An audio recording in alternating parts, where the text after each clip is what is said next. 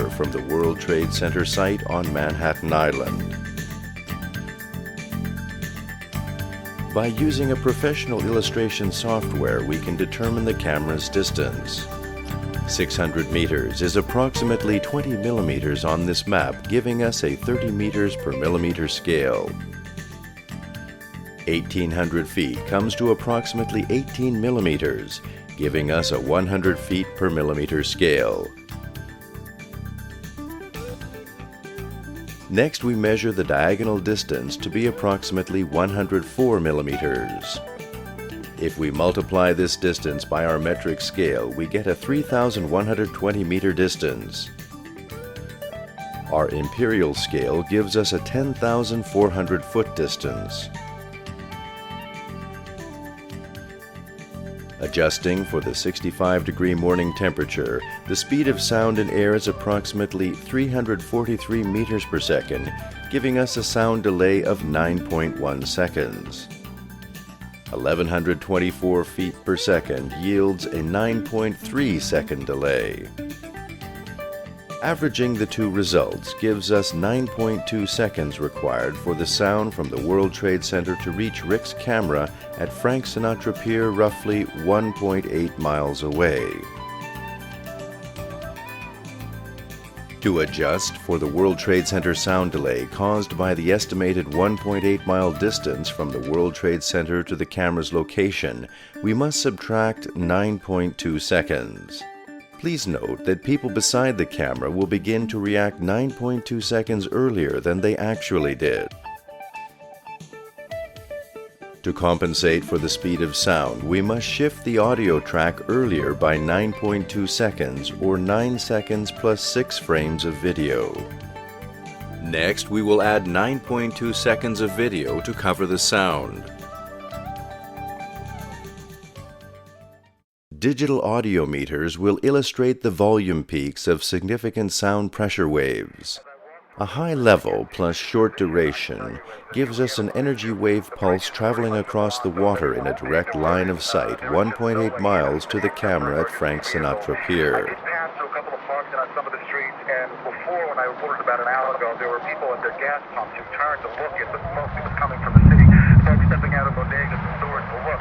Now people are gathering in large groups. In fact, in one corner I saw a group of people actually holding hands and praying.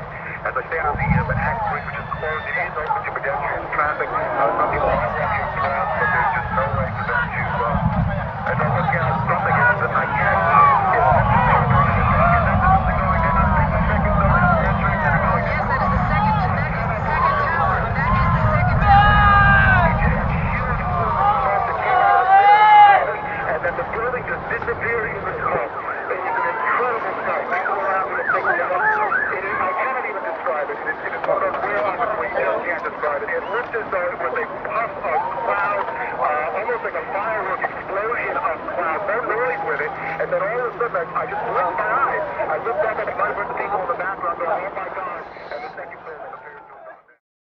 This time, we will record when the sound meters peaked to determine the timing of the strongest sound pressure waves.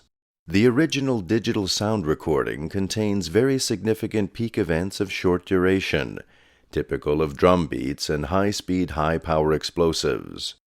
The first massive sound peak at minus 17 seconds is followed by clouds of smoke and dust rising from the base of the tower.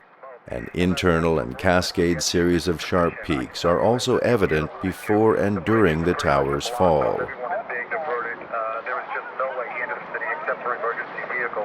I did pass through a couple of parks and on some of the streets, and before, when I reported about an hour ago, there were people at their gas pumps who turned to look at the smoke that was coming from the city.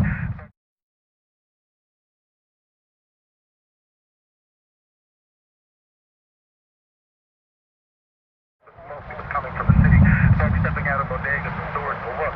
Now people are gathering in large.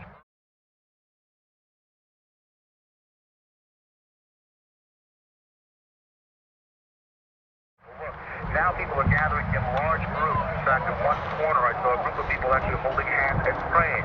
As I stand on the Manhattan Bridge, which is closed.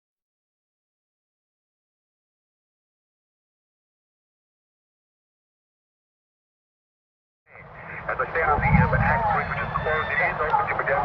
traffic. Some people are walking around.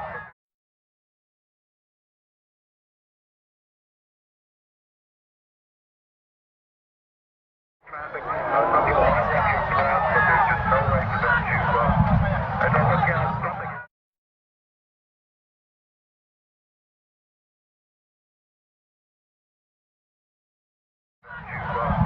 I don't look out something happen. I can't.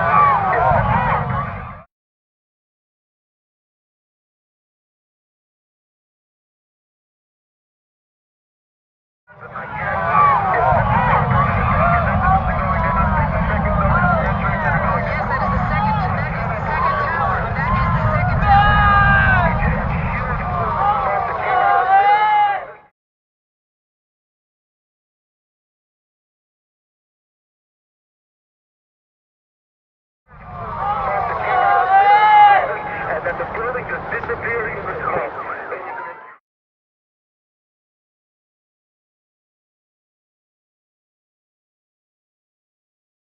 Just disappearing in the smoke.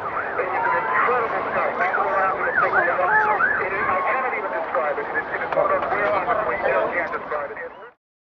When the second building came down, it left that spire, which I guess is what they called the center core. And I saw it looked like a